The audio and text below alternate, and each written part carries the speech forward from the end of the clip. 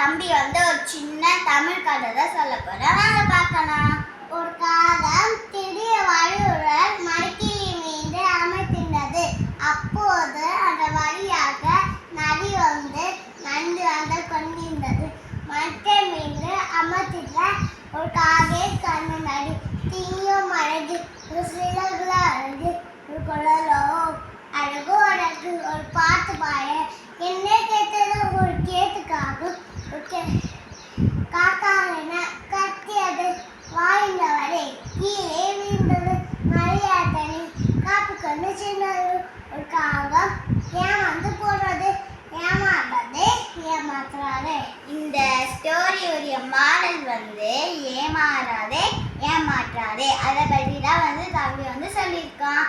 சரி, நெக்ஸ்ட் வீடியோவில் அடுத்த கதையை பார்க்கலாம். பாய் பாய்.